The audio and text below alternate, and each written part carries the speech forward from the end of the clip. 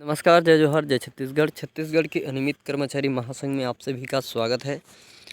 छत्तीसगढ़ के सांसद जितने भी जो भारत के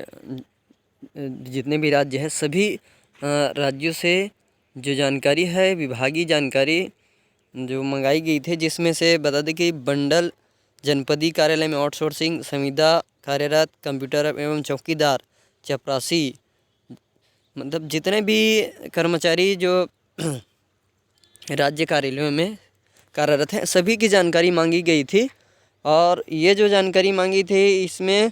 इसके अंतर्गत ये कि जो छत्तीसगढ़ में अभी पिछले चुनाव जो हुआ था, उसमें सभी का मांग था कि सभी कर्मचारी ऑफिसों में कार्यरत जितने भी दैनिक वेतनभोगी संविदा प्लेसमेंट जॉबदार जो भी कार्यरत कर्मचारी थे, सभी के लिए जो घोषणा पत्र में सरकार द्वारा घोषणा पत्र में एक बिंदु डाला था, जिसमें सबकी जानकारी मांगी गई थी। और जानकारी मांगने के बाद कि उनमें नियमितीकरण की कार्यवाही और जो अंशकालीन हैं उनको पूर्णकालीन करने की कार्रवाई करने की मांग की गई थी। लेकिन ये जो जानकारी एकत्रित जानकारी विभाग से गई भी है, और विभाग से जो जानकारी मांगी गई है उसमें इन सभी जो अद्यतन पारिश्रमिक के आधार पर जो कार्यरत है, उनकी जो पूर्ण विवरण जानकारी एजेंसी नाम सहित प्रारूप 3 दिन के भीतर इस निर्देशालय को उपलब्ध कराना सुनिश्चित करे। जिसमें इनकी जो जानकारी थी वो जनपदीय कार्यालय का नाम, जहाँ कार्यालय जिस संस्था में जो कार्य कर रहे हैं, और उसके बाद जो दूसरा नंबर का जो दिया था आउटसोर्सिंग संविदा जो कार्मिक है और उनका जो पद नाम, जैसे एग्जाम्पल के लिए भृत्य, सफाई कर्मी, जो भी हो, और कार्मिक पैन कार्ड संख्या, कार्मिक आधार कार्ड संख्या, एजेंसी का नाम व पता, कार्मिक के बैंक खाते का विवरण, बैंक संख्या, अकाउंट नंबर और IFC कोड, इन सभी जानकारी को मांगी गई थी। लेकिन इन जानकारी की जो भी जानकारी मांगी गई थी, और इसमें आवश्यक व्यवस्था अनुसार आवश्यक कार्रवाई करने के निर्देश भी दिए गए थे कि जहाँ पर जैसी जैसी आवश्यकता है वहाँ पर उन लोगों को आवश्यकता के आधार पर। तो ये जो है जनपदीय कार्यालय में जो भी कार्यरत जितने भी कार्यरत संविदा दैनिक वेतनभोगी कर्मचारी, सबकी जानकारी मांग ली गई। और मांगने के बाद इनकी जानकारी का अभी तक कोई कार्रवाई नहीं किया गया। समिति गठन करने की बात की गई थी, लेकिन अभी तक कोई समिति गठन किया भी गया था, लेकिन उनकी जो जानकारी है, जानकारी उपलब्ध करने के बाद, एकत्रित करने के बाद उनकी आवश्यक जो मांगे हैं अनियमित कर्मचारियों की, वो मांगे अभी तक पूरी नहीं की गई।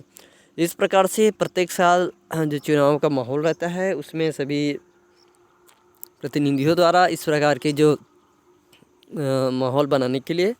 अपनी अपनी मांगों, अपनी अपनी जो दृष्टिगत जो वोट की दरमियान मतदान को एकत्रित करने के दरमियान इस तरह की जो आवश्यकता बिंदु डाली जाती है। लेकिन शासन का जब कार्य पूर्ण हो जाता है, उसके बाद जो कर्मचारियों की मांगे है वो अधूरी रह जाती है। और लगातार जब तक उनकी जो शासन रहती है, तब तक अनियमित कर्मचारियों द्वारा यही मांग करते रहते हैं कि उनकी मांगे पूरी करें। आंदोलन करते हैं, हड़ताल करते हैं, कई सारे ज्ञापन सौंपते हैं, चाहे जो भी प्रतिनिधि हो, लेकिन उनकी मांगे जो है वो जायज़ में पूरी नहीं हो पाती। अब पूरी होने की बात यह है कि जो आवश्यकता है भविष्य में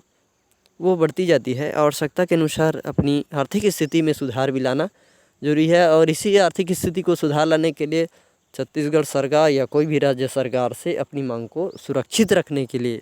अपनी ड्यूटी को सुरक्षित रखने के लिए, भविष्य में आर्थिक स्थिति में सुधार लाने के लिए इस प्रकार की सभी कर्मचारियों की अपनी अपनी मांगे रहती है। अभी कई तरह के जो स्कूल